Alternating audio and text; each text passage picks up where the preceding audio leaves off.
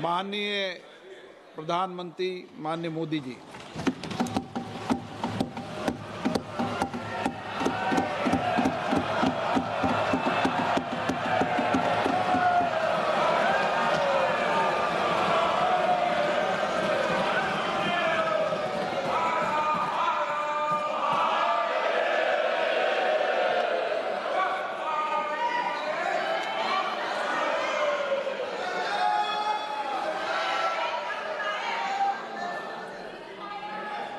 आदरणीय अध्यक्ष जी,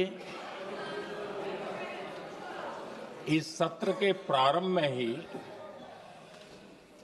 मैं जब मीडिया के साथियों से बात कर रहा था, तब मैंने सभी माननीय सांसदों को अपील करते हुए एक बात का उल्लेख किया था। मैंने कहा था कि ये सत्र भारत के विजयोत्सव का सत्र है।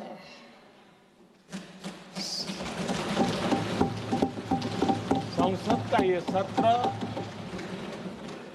भारत के गौरवगान का सत्र है।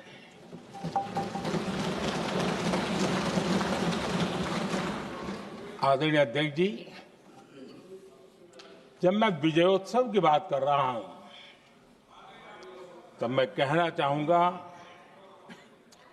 कि ये विजयोत्सव आतंकी हेडक्वार्टर्स को मिट्टी में मिलाने का है।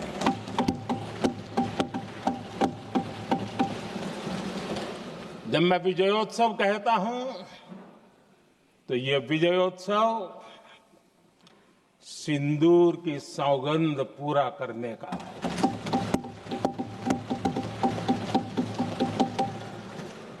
मैं जब ये विजयोत्सव कहता हूं, तो ये भारत की सेना के शौर्य और सामर्थ्य का विजय गाथा कह रहा है।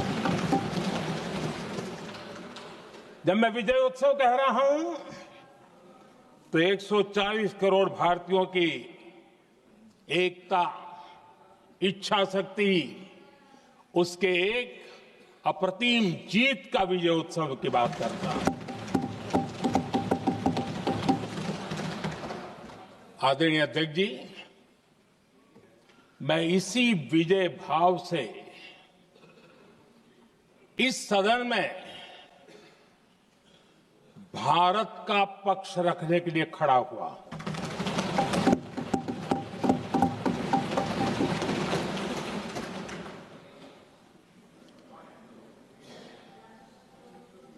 और जिन्हें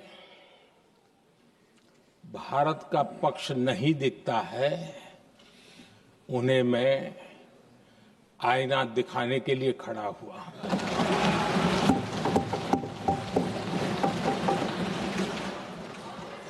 आदरणीय अध्यक्ष जी, मैं 140 करोड़ देशवासियों की भावनाओं में अपना स्वर मिलाने के लिए उपस्थित हुआ हूं। ये 140 करोड़ देशवासियों की भावना के जो गूंज है, जिस सदन में सुनाई दी है, मैं उसे अपना एक स्वर मिलाने खड़ा हुआ। आदरणीय अध्यक्ष जी, ऑपरेशन सिंदूर के दरमियान जिस प्रकार से देश के लोगों ने मेरा साथ दिया, मुझे आशीर्वाद दिए, देश की जनता मुझ पर कर्ज है। मैं देशवासियों का आभार व्यक्त करता हूं। मैं देशवासियों का अभिनंदन करता हूं। आदरणीय अध्यक्ष जी, 22 अप्रैल को पहलगाम में जिस प्रकार की क्रूर घटना घटी, जिस प्रकार आतंकवादियों ने निर्दोष लोगों को उनका धर्म पूछ पूछ करके गोलियां मारी, ये क्रूरता की पराकाष्ठा थी। भारत को हिंसा की आग में झोंकने का ये सुविचारित प्रयास था। भारत में दंगे फैलाने की ये साजिश थी।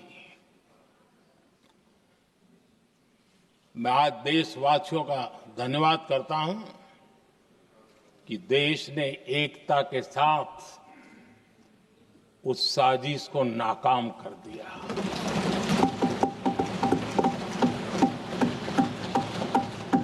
आदरणीय अध्यक्ष जी, 22 अप्रैल के बाद मैंने एक सार्वजनिक रूप से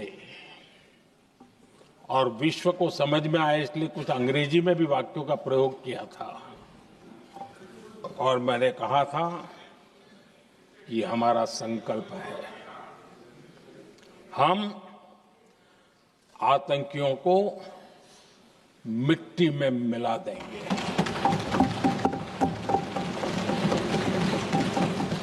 और मैंने सार्वजनिक रूप से कहा था, सजा उनके आकाओं को भी होगी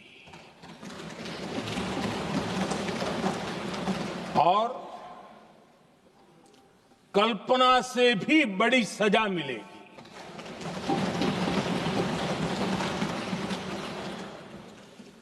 22 अप्रैल को मैं विदेश था, मैं तुरंत लौट के आया और आने के तुरंत बाद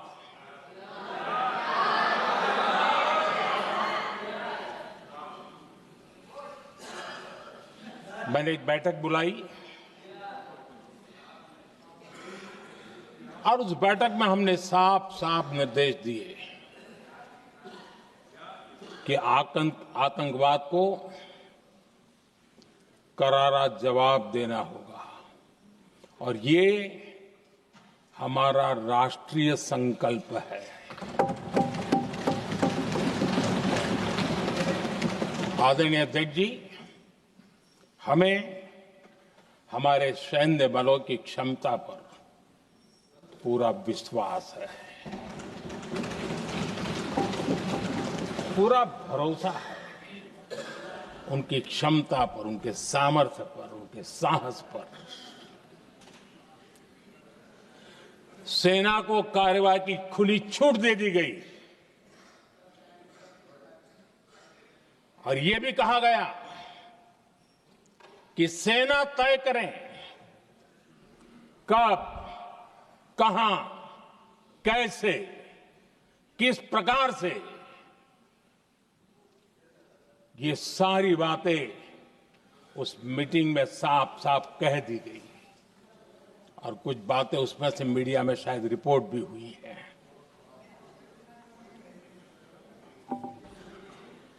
हमें गर्व है आतंकियों को वो सजा दी और सजा ऐसी है कि आज भी आतंक के उन आकाओं की नींद उड़ी हुई है।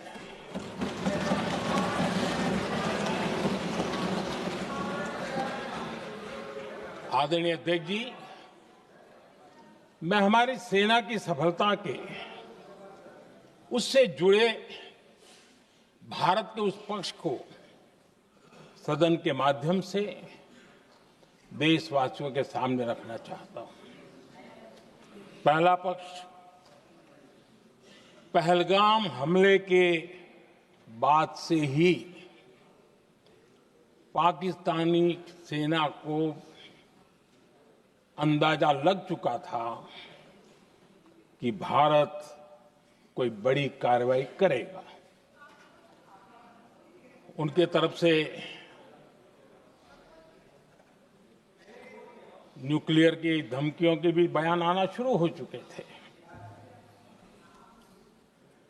भारत ने 6 मई रात और 7 मई सुबह जैसा तय किया था वैसी कार्रवाई की और पाकिस्तान कुछ नहीं कर पाया। 22 मिनट में 22 अप्रैल का बदला निर्धारित लक्ष्य के साथ हमारी सेना ने ले लिया। दूसरा पक्ष, आदरणीय अध्यक्ष जी, पाकिस्तान के साथ हमारी लड़ाई तो कई बार हुई है, लेकिन ये पहली ऐसी भारत की रणनीति बनी कि जिसमें पहले जहां कभी नहीं गए थे वहां हम पहुंचे। पाकिस्तान के कोने कोने में आतंकी अड्डों को धुआं धुआं कर दिया गया।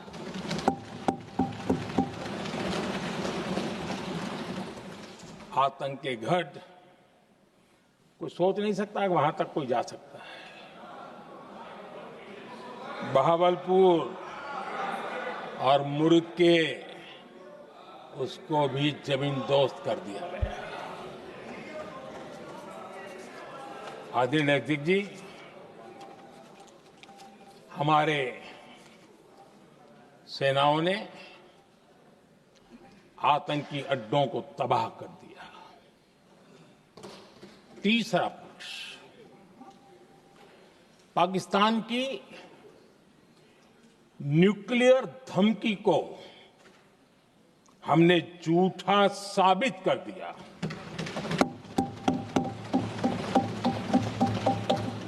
भारत ने सिद्ध कर दिया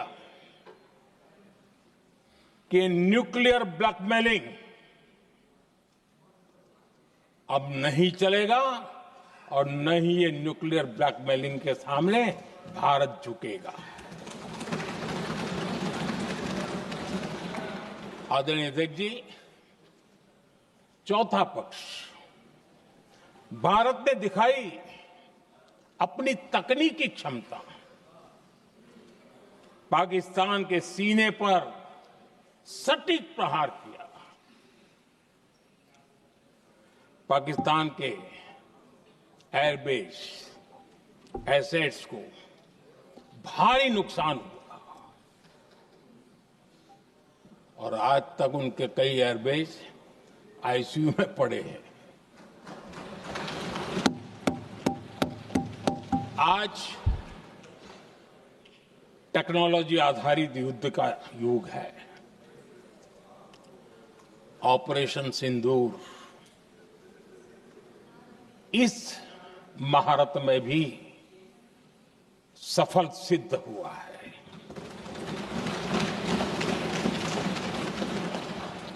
अगर पिछले 10 साल में जो हमने तैयारियां की हैं वो न की होती तो इस तकनीक के युग में हमारा कितना नुकसान हो सकता था, इसका हम अंदाज लगा सकते हैं। पांचवा पक्ष,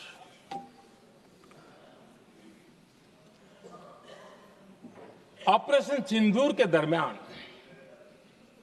पहली बार हुआ जब आत्मनिर्भर भारत की ताकत को दुनिया ने पहचाना। Made in India drone, made in India missile ने पाकिस्तान के हथियारों की पोल खोल करके रख दी।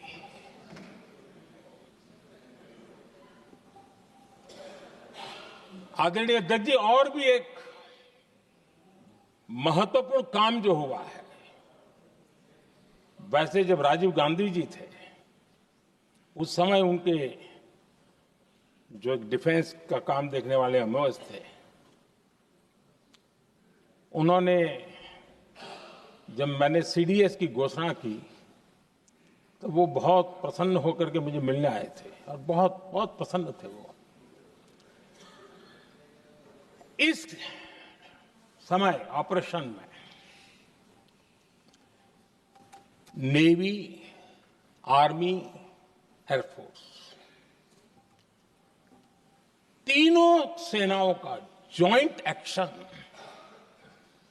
इसके बीच की सिनर्जी, इसने पाकिस्तान के छक्के छुड़ा दिए।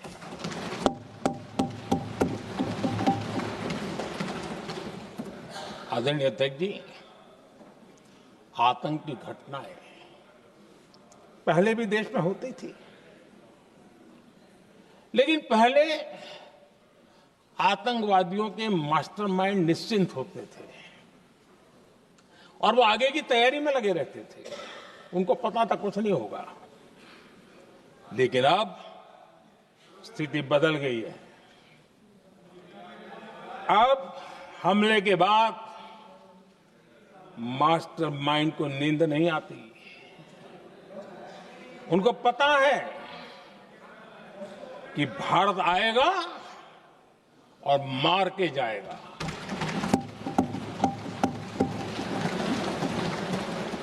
ये न्यू नॉर्मल भारत ने सेट कर दिया है।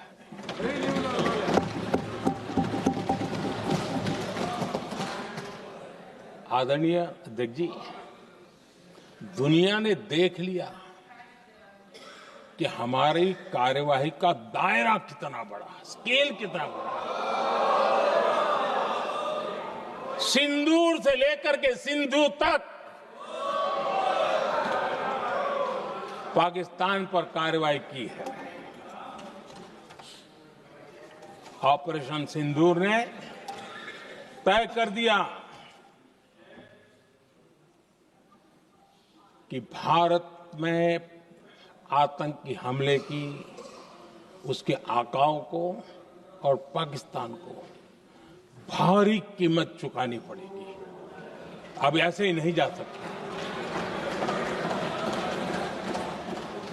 आदरणीय अध्यक्ष जी,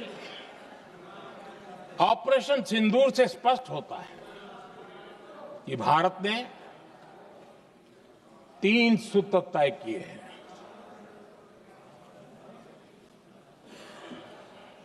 अगर भारत पर आतंकी हमला हुआ तो हम अपने तरीके से, अपनी शर्तों पर, अपने समय पर जवाब दे करके रहेंगे।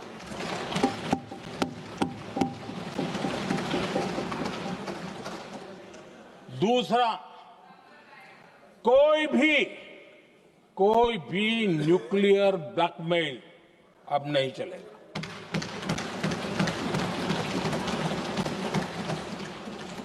और तीसरा, हम आतंक की सरपरस्त सरकार और आतंक के आकाओं, उनको अलग अलग नहीं देखेंगे। आदरणीय अध्यक्ष जी,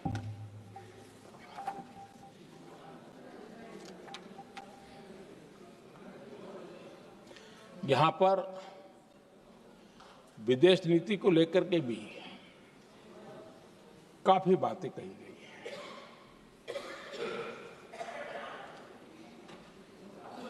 दुनिया के समर्थन को लेकर के भी काफी बातें कही गई हैं। मैं आज सदन में कुछ बातें पूरी स्पष्टता से कह रहा हूं। दुनिया में किसी भी देश ने भारत को अपनी सुरक्षा में कार्रवाई करने से रोका नहीं है।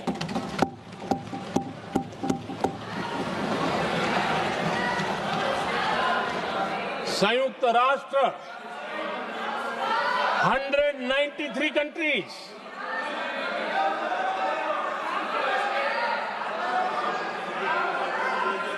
सिर्फ 3 देश 193 कंट्री में सिर्फ 3 देश ऑपरेशन सिंदूर के दौरान पाकिस्तान के समर्थन में बयान दिया था। Only 3 countries.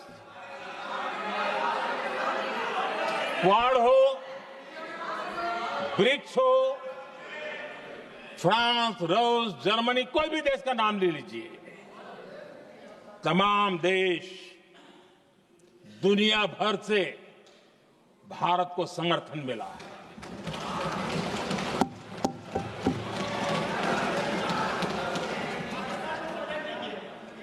आदरणीय अध्यक्ष जी,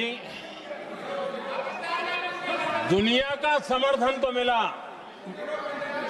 दुनिया के देशों का समर्थन मिला, माननीय लेकिन ये दुर्भाग्य है कि मेरे देश के वीरों के पराक्रम को कांग्रेस का समर्थन नहीं।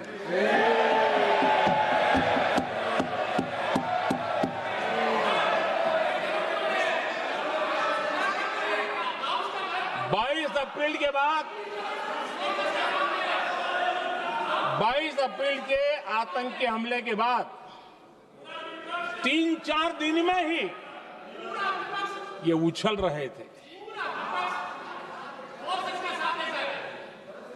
और कहना शुरू कर दिया, कहां गई 56 इंच की छाती, कहां खो गया मोदी, मोदी तो फेल हो गया। क्या मजा ले रहे थे, उनको लगता है वाह बाजी मार ली। उनको पहलगाम के निर्दोष लोगों की हत्या में भी वो अपनी राजनीति तराशते थे।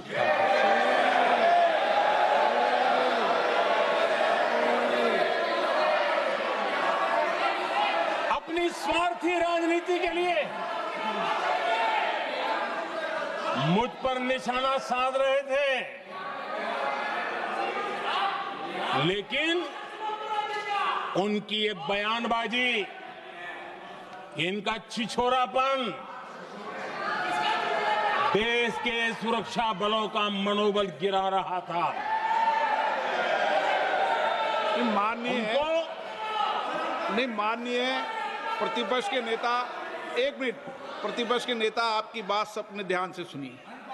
आप बेटे कांग्रेस कर रहे हैं और कुछ नेताओं को से ये उचित नहीं है आपके लिए। न भारत के सामर्थ्य पर भरोसा है और न ही भारत की सेनाओं पर, इसलिए वो लगातार ऑपरेशन सिंदूर पर सवाल उठा रहे हैं। ऐसा करके आप लोग मीडिया में हेडलाइंस तो ले सकते हैं, लेकिन देशवासियों के दिलों में जगह नहीं बना सकते।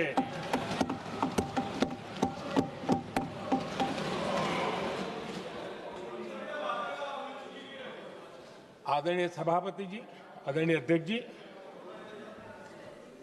10 मई को भारत ने ऑपरेशन सिंदूर के तहत हो रहे एक्शन को रोकने की घोषणा की। इसको लेकर यहां भांति भांति की बातें कही गई। ये वही प्रोपेगेंडा है जो सीमा पार से फैलाया गया है।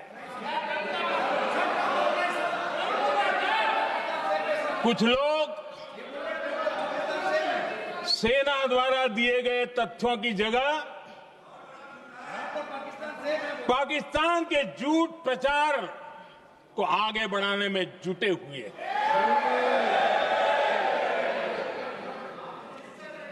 जबकि भारत का रुख हमेशा स्पष्ट रहा है। आदरणीय अध्यक्ष जी, कुछ चीजें मैं जरा स्मरण भी कराना चाहता हूं। जब सर्जिकल स्ट्राइक हुआ, उस समय हमने लक्ष्य तय किया था, हमारे जवानों को तैयार करके कि हम उनके इलाके में जाकर के आतंकियों के जो लॉन्चिंग पैड है उनको नष्ट करेंगे और सर्जिकल स्ट्राइक एक रात के उस ऑपरेशन में हमारे लोग सूर्योदय होते होते काम पूरा करके वापस आए। लक्ष्य निर्धारित था कि ये करना है। जब बालाकोट एयर स्ट्राइक किया तो हमारा लक्ष्य तय था कि आतंकियों के जो ट्रेनिंग सेंटर्स है, इस बार हम उसको तबाह करेंगे, और हमने वो भी करके दिखाया। ऑपरेशन सिंदूर के समय हमारा लक्ष्य तय था, और हमारा लक्ष्य था कि आतंक के जो एपी सेंटर है और पहलगाम के आतंकियों को जहां से पुरजोश योजना बनी, ट्रेनिंग मिली, व्यवस्था मिली, उस पर हमला करेंगे। हमने उनके नाभि पर हमला कर दिया।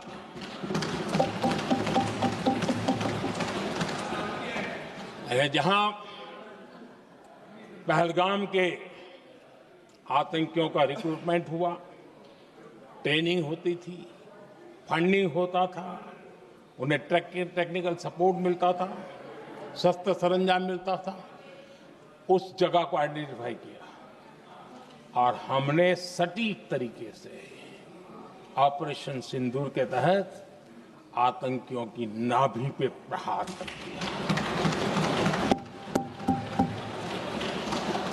और आदरणीय अध्यक्ष जी, इस बार भी हमारी सेना ने 100% लक्ष्यों को हासिल करके देश के सामर्थ्य का परिचय दिया।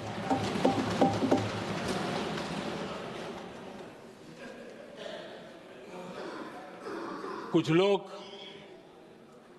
जानबूझ करके कुछ चीजें भूलने में इंटरेस्टेड होते हैं। देश भूलता नहीं है, देश को याद है। 6 रात और 7 मई सुबह ऑपरेशन हुआ था, और 7 मई को सुबह भारत ने प्रेस कॉन्फ्रेंस हमारी सेना ने की, और इस प्रेस कॉन्फ्रेंस में भारत ने स्पष्ट कर दिया था, और पहले दिन से क्लियर था कि हमारा लक्ष्य है आतंकियों के आका, आतंकियों की जो व्यवस्थाएं जहां से होती है वो, और उनके अड्डे, उनको हम ध्वस्त करना चाहते थे। और हमने प्रेस कॉन्फ्रेंस में कह दिया था, हमने हमारा काम कर दिया है, हमने जो तय किया था पूरा कर दिया है। और इसलिए 6-7 मई को ऑपरेशन हमारे हाथ संतोषजनक होने के तुरंत बाद, कल जो राजनाथ जी ने कहा था, मैं डंके की चोट पर दोबारा दोहराता हूं, भारत की सेना ने पाकिस्तान की सेना को चंद मिनटों में बता दिया कि हमारा ये लक्ष्य था, हमने ये लक्ष्य पूरा कर दिया है, ताकि उनको पता चले और हमें भी पता चले कि उनके दिल दिमाग में क्या चलता है।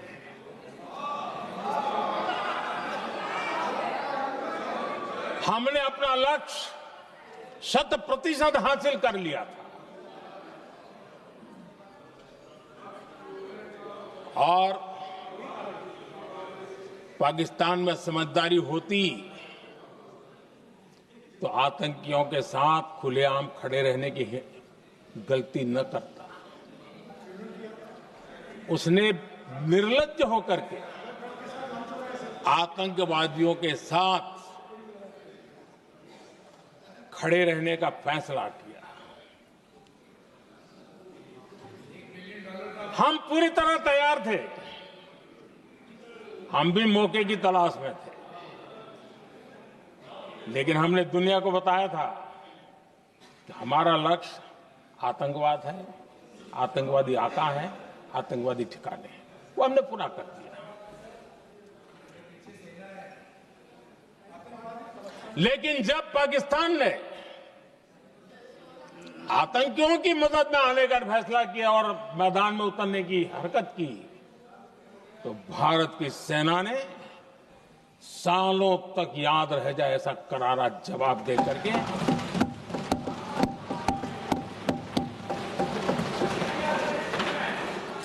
9 मई की मध्य रात्रि और 10 मई की एक प्रकार से सुबह हमारी मिसाइलें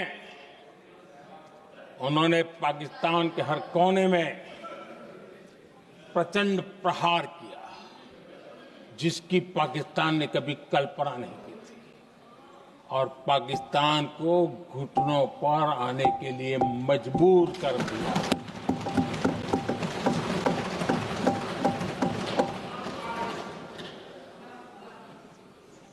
और आपने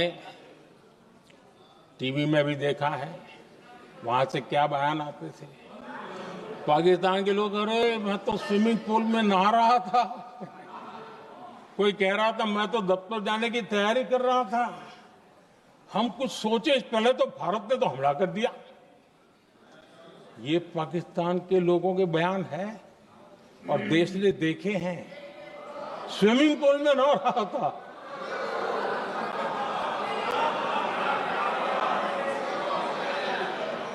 और जब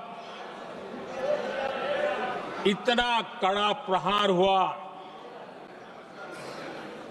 पाकिस्तान ने कभी सोचा तक नहीं था, तब जाकर के पाकिस्तान ने फोन करके डीजीएमओ के सामने फोन करके गुहार लगाई, बस करो, बहुत मारा, अब ज्यादा मार झेलने की ताकत नहीं है, प्लीज हमला रोक दो। ये पाकिस्तान के डीजीएमओ का फोन था। और भारत ने तो पहले दिन ही कह दिया था, 7 तारीख सुबह की प्रेस देख लीजिए, कि हमने हमारा लक्ष्य पूरा कर दिया है, अगर आप कुछ करोगे तो महंगा पड़ेगा। और आप फिर ऐसे कैसे चलता है? प्लीज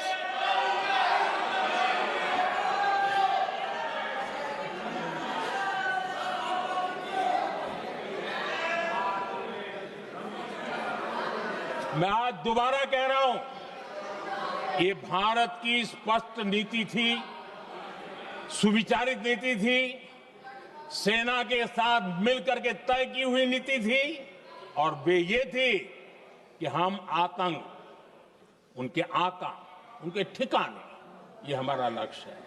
और हमने कहा, पहले दिन प्रेस कॉन्फ्रेंस में कहा है कि हमारा एक्शन नॉन एक्सीलेटरी है, ये हमने कह करके किया है।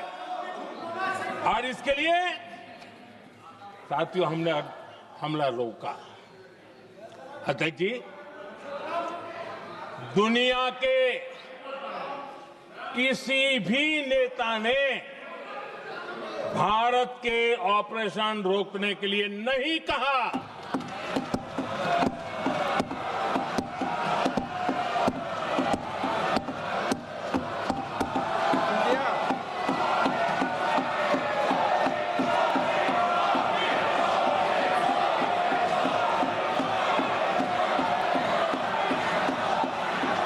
उसी दौरान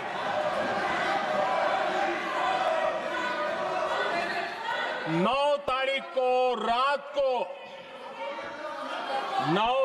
को रात को अमेरिका के उपराष्ट्रपति जी ने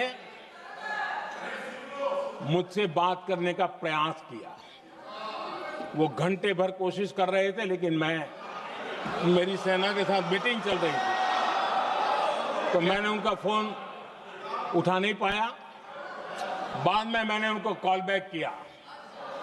मैंने कहा कि आपका फोन था, 3-4 बार आपका फोन आ गया, क्या है? तो अमेरिका के उपराष्ट्रपति जी ने मुझे फोन पे बताया कि पाकिस्तान बहुत बड़ा हमला करने वाला है, ये उन्होंने मुझे बताया। मेरा जो जवाब था, जिनको समझ नहीं आता है उनको तो नहीं आएगा।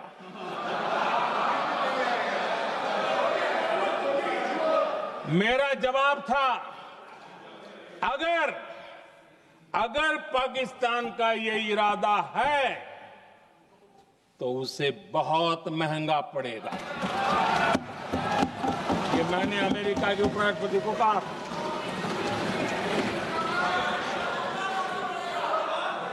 अगर पाकिस्तान हमला करेगा तो हम बड़ा हमला कर करके जवाब देंगे। ये मेरा जवाब था। और आगे मेरा एक वाक्य था, मैंने कहा था हम गोली का जवाब गोले से देंगे। ये 9 तारीख रात की बात है और 9 रात में और 10 सुबह हमने पाकिस्तान को सैन्य शक्ति को तहस नहस कर दिया था। और यही हमारा जवाब था, यही हमारा जज्बा था। और आज पाकिस्तान भी भली भांति जान गया है कि भारत का हर जवाब पहले से ज्यादा तगड़ा होता है।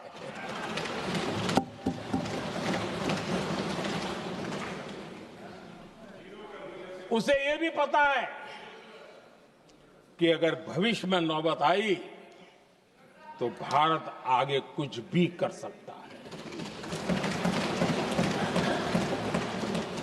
और इसलिए मैं फिर से लोकतंत्र के इस मंदिर में दोहराना चाहता हूं, ऑपरेशन सिंदूर जारी है।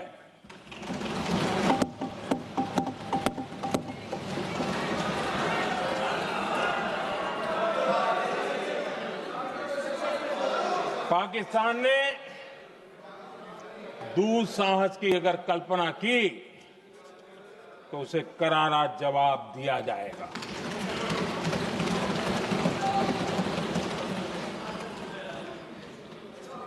आदरणीय अध्यक्ष जी, आज का भारत आत्मविश्वास से भरा हुआ है।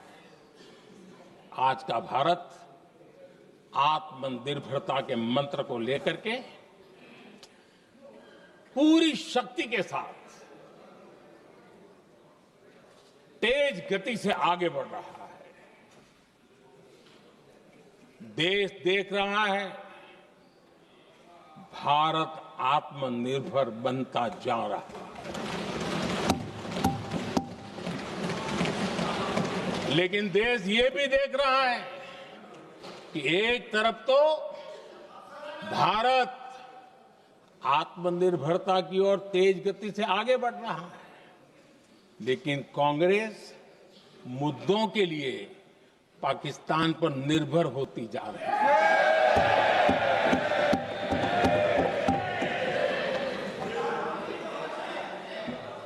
मैं आज पूरा दिन देख रहा था, जो 16 घंटे से जो चर्चा चल रही है, दुर्भाग्य से। प्लीज बैठिए, सब जवाब दे दिया आपका। आप सुनते नहीं, सबका जवाब दे दिया। प्लीज दुर्भाग्य से सुनिए जवाब। कांग्रेस को पाकिस्तान के मुद्दे इंपोर्ट करने पड़ रहे हैं।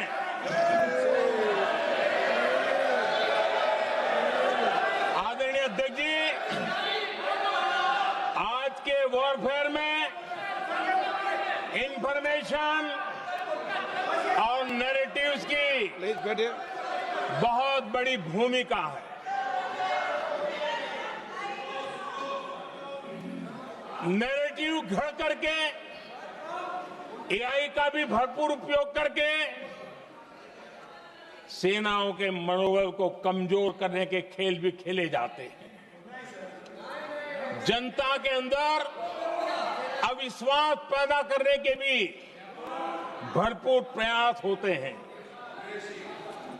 दुर्भाग्य से कांग्रेस और उसके सहयोगी पाकिस्तान के ऐसे ही प्रपंच के प्रवक्ता बन चुके हैं।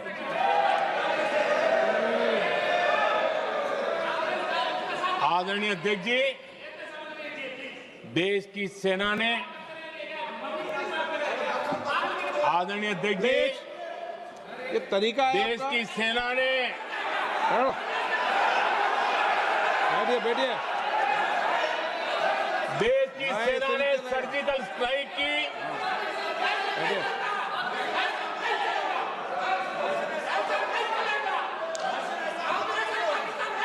जब बैठिए बैठिए बैठिए।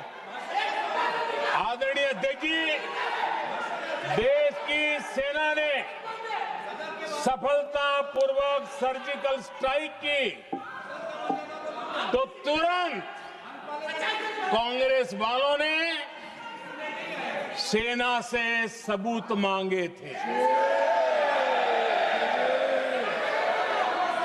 लेकिन जब उन्होंने देश का मूड देखा,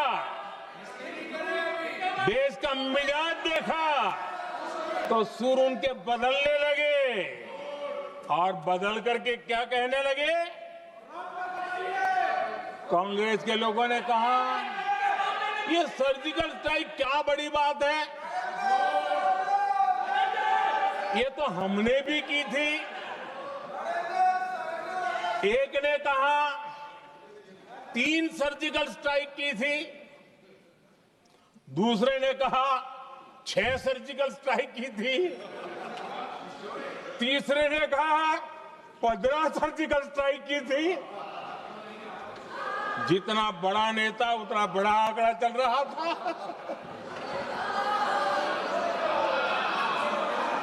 आदरणीय अध्यक्ष जी, इसके बाद बालाकोट में सेना ने एयर स्ट्राइक की। अब एयर स्ट्राइक तो ऐसी थी कि वो कुछ कह नहीं सकते थे, इसलिए ये तो नहीं कहा कि भाई हमने भी की थी।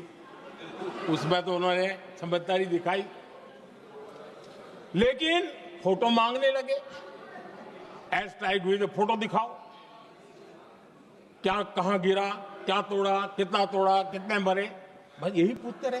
पाकिस्तान भी यही पूछता था, ये भी यही पूछते थे। इतना ही नहीं, आदरणीय अध्यक्ष जी, जब पायलट अभिनंदन पकड़े गए तो पाकिस्तान में तो खुशी का माहौल होना स्वाभाविक था कि उनके हाथ में भारतीय सेना का एक पायलट उनके हाथ लगा था। लेकिन यहां पर भी कुछ लोग थे जो कानों कानों में कह रहे थे, अब मोदी फंसा, अब अभिनंदन वहां आए, मोदी ला करके दिखा दे, अब देखते हैं मोदी क्या करता है। आज डंके की चोट पर अभिनंदन वापिस आए।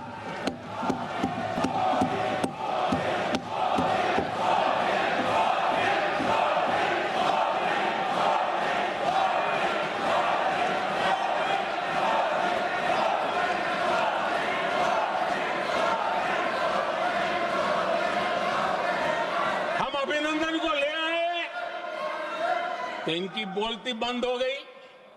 इनको लगा यार कि नसीब वाला आदमी है, हमारा हथियार हाथ से निकल गया। आदरणीय अध्यक्ष जी, पहलगाम हमले के बाद हमारा बीएसएफ का एक जवान पाकिस्तान के कब्जे में गया तो फिर इनको लगा वाह, बड़ा मुद्दा हाथ में आ गया है, अब मोदी फंस जाएगा। अब तो मोदी की फजीयत जरूर होगी और उनकी इकोसिस्टम ने सोशल मीडिया में बहुत सारी कथाएं वायरल की कि ये बीएसएफ के जवान का क्या होगा, उसके परिवार का क्या होगा। ये वापस आएगा, कब आएगा, कैसे आएगा, न जाने क्या का चला दिया। आदरणीय अध्यक्ष जी, बीएसएफ का वो जवान भी आन बान शान के साथ वापस आया।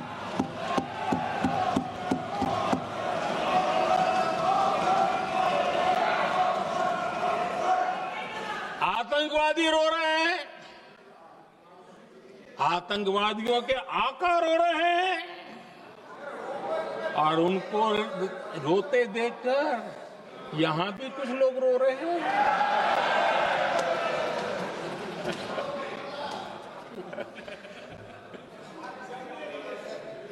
अब देखिए, सर्जिकल स्ट्राइक में सर्जिकल स्ट्राइक चल रही थी, उसके बाद उन्होंने एक खेल खेलने की कोशिश की, बात जमी नहीं।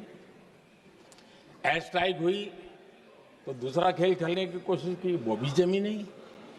जब ये ऑपरेशन सिंदूर हुआ तो उन्होंने नया पैंतरा शुरू किया, और क्या शुरू किया? रोक क्यों दिया? पहले तो मानने को तैयार नहीं थे कि मुक्त करते, अब कहते रोक क्यों दिया?